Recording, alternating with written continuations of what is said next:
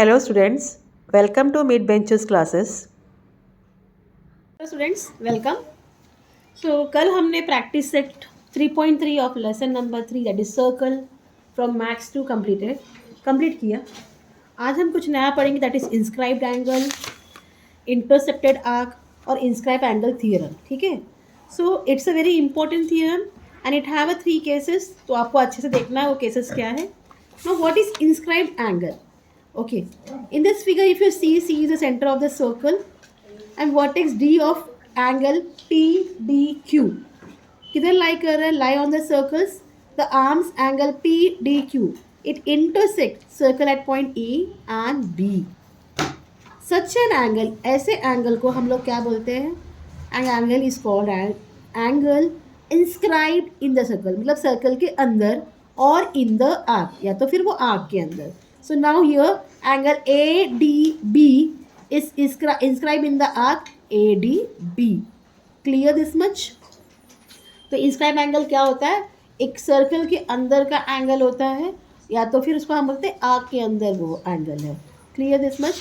Now what is intercepted arc? Intercepted arc means what? अगर आप ये फिगर देखो 1 to 6 तक फिगर दिया गया है। In each figure the arc of a circle that lies in the interior of angle ABC, ABC के अंदर जो लाई कर रहा है उसको क्या बोलते हैं? Is an arc intercepted by the angle ABC.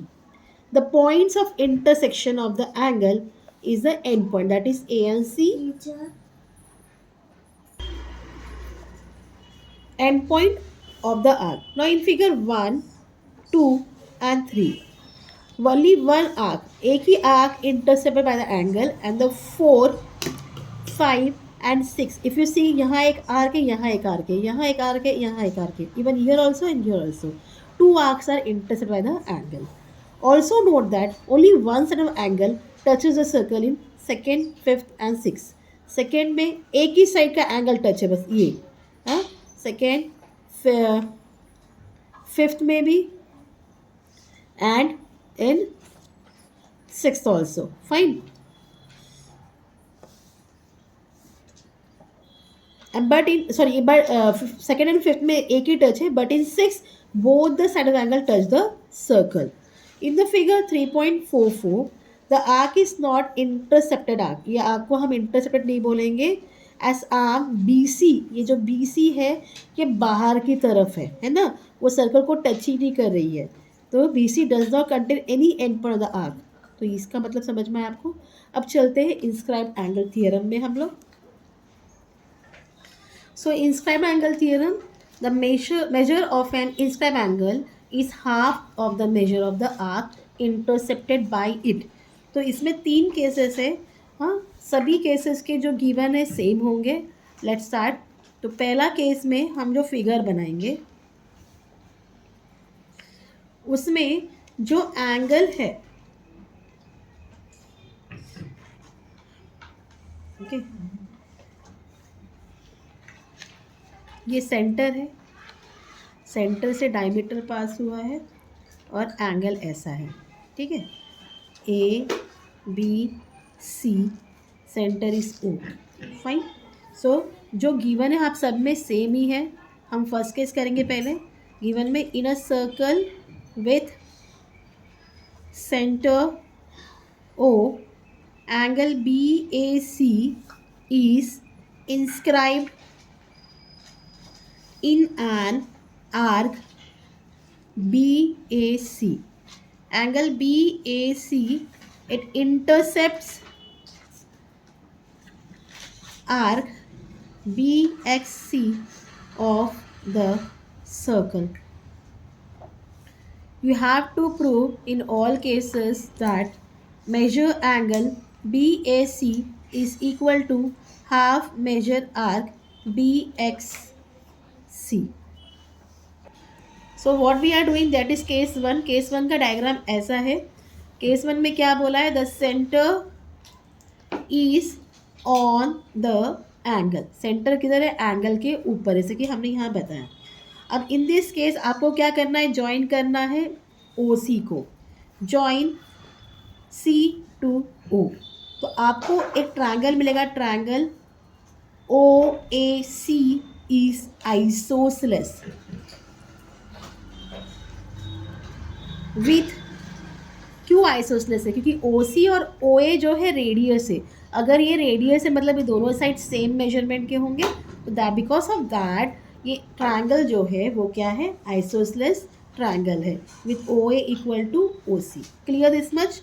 Will assume let measure angle OAC equal measure angle OCA equal P। इसको अज्यूम कर लो कि वो P है, ठीक है। सो बाय, इधर x लिख दो, रिमोट इंटीरियर एंगल थ्योरम। आपने पढ़ा है रिमोट इंटीरियर थ्योरम क्या होता है? जो एक्सटर्नल एंगल होता है वो सामने वाले अपोजिट एंगल से क्या होता है? सम होता है। एंगल्स थ्योरम, तो एंगल BOC क्या हो जाएगा? Measure angle BOC is equal to measure angle OAC plus measure angle OCA. So therefore measure angle BOC equal P plus P, that is equal to 2P, है ना? That is equal to 2P. It's equal to 2 measure angle BAC. ये किसको equal है? BAC को।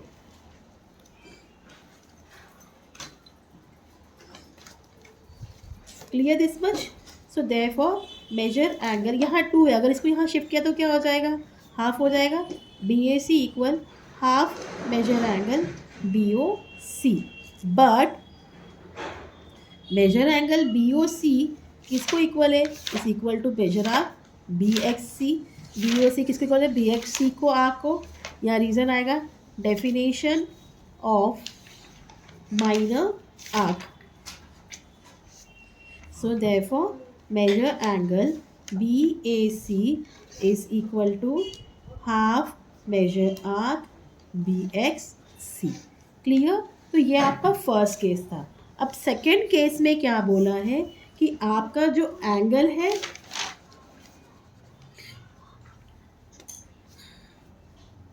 इसमें जो centre है वो एंगल के अंदर है, लाइक दिस। जो सेंटर है वो क्या है? एंगल के अंदर है।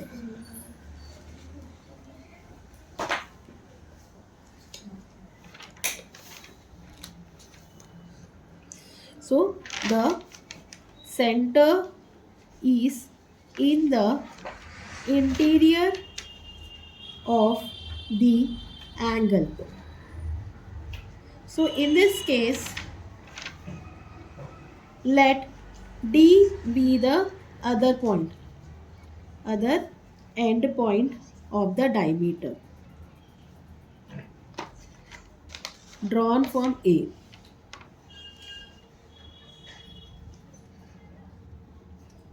ठीक है, अभी हम A से डायमीटर बनाएंगे और जो टच करेगा सर्कल को वो पॉइंट होगा D। Clear this much? Will write late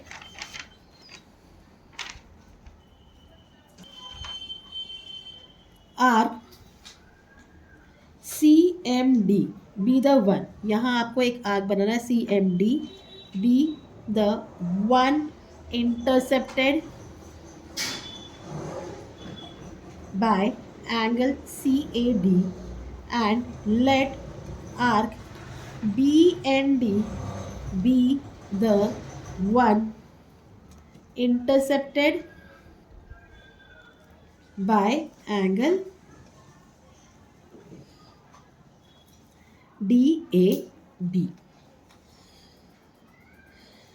हमने ऑलरेडी फर्स्ट इसमें केस में बता दिया था कि measure angle CAD is equal to half major arc CMD। ये हमने ऑलरेडी फर्स्ट केस में बताया, बट वहाँ नाम अलग है ना? And major angle DAB centre वाला DAB किसको इक्वल है? हाफ मेजर आर्क BND को। ठीक है, डायमीटर के हिसाब से बता रहे हैं। Angle CAD is equal to half major arc CMD and angle BAD is equal to half major arc BND। इतना क्लियर? ये हमने फर्स्ट केस में बताया था। So therefore major angle CAD plus measure angle DAB is equal to half major arc CMD plus half major arc BND। इतना clear हो गया।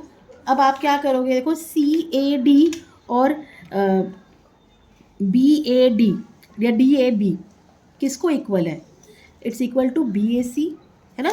CAD and BAD is equal to क्या होता है, BAC,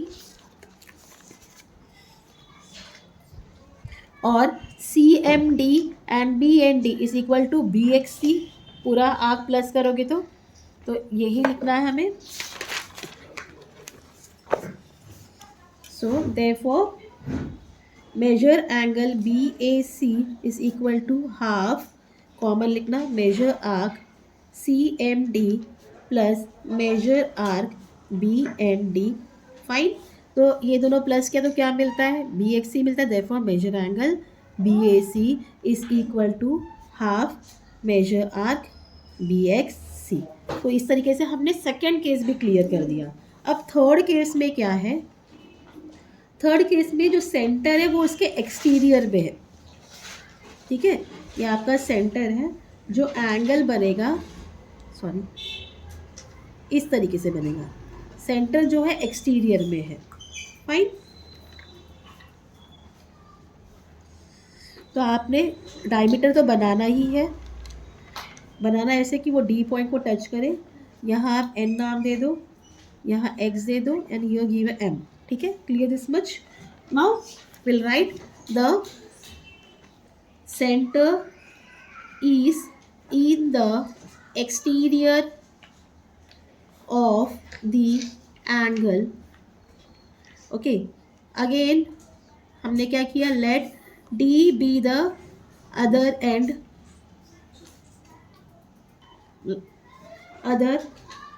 end point of the diameter. Okay, drawn through A. Let arc CMD be the one intersected by angle CAD, and let arc BND be the one intersected by angle DAB.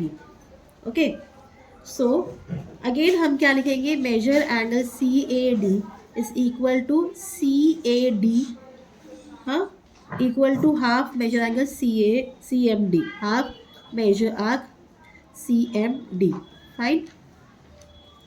और and major angle DAB is equal to, DAB किसका half है, half BND का, is equal to half major arc BND।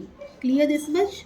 अब यहाँ minus होगा क्योंकि ये diameter बाहर है, एक्सटीरियर में है, तो we will write therefore major angle CAD minus measure angle DAB is equal to half major arc CMD minus half major arc BND। Clear. So CAD से आप DAB माइनस कर क्या मिला, BXC मिला, मेजर सॉरी BAC मिला, BAC। हाँ, CAD से आपने क्या किया, सॉरी CAD से आपने DAB माइनस किया तो क्या मिला आपको, BAC मिला। हाँ, BAC इक्वल हाफ, हाँ कॉमन में लिखोगे, measure arc CMD minus measure arc BND। ठीक है। सो CMD से आपने BND माइनस किया तो क्या मिला आपको, BXC, और therefore major angle BAC equal half major arc BXC। तो ये आपका इंस्क्राइब एंगल का थियरम है। 3 केसेस है, पहला सेंटर ऑफ द एंगल है, दूसरा सेंटर इंटीरियर में, और तीसरा जो हमने किया अभी सेंटर एक्सटीरियर में है। इतना पार्ट क्लियर। तो इससे हमें क्या मिला, मालूम पड़ा कि कोई भी एंगल हो, सबटेंड हो, आर्क किसी पॉइंट पर, इंटीरियर पर हो, ऑन द एंगल हो और एक्सटीरियर हो, वो हाफ करता है। ठीक है, उसको हाफ करता है।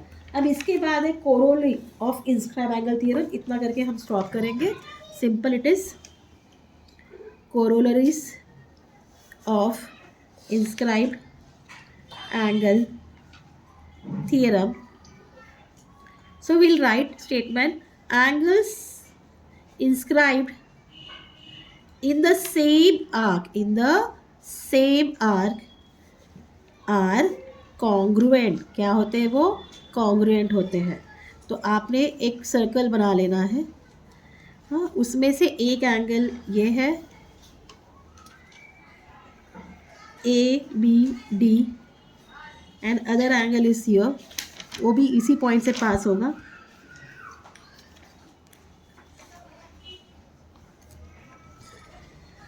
बाहर गया और यहाँ P सेंटर आपका O है. ठीक है. Given a circle with centre O. Angle ABD and angle ACD are inscribed in an arc ABD and intercepts arc APD. Inscribed है ABD के अंदर और एक्सपेक्ट वगैरह APD को. हमें क्या करना है? टू प्रूव करना है angle ABD is congruent to angle ACD. Let's start the proof. जैसे कि हमने पढ़ा कि जो इंस्क्राइब एंगल है सामने वाले आर्क का क्या होता है? हाफ होता है. तो angle ABD is equal to half major arc APD. इसको आप 1 दे दो. Same angle ACD is equal to half major arc APD. इसको आप 2 दे दो. Reason inscribed angle theorem.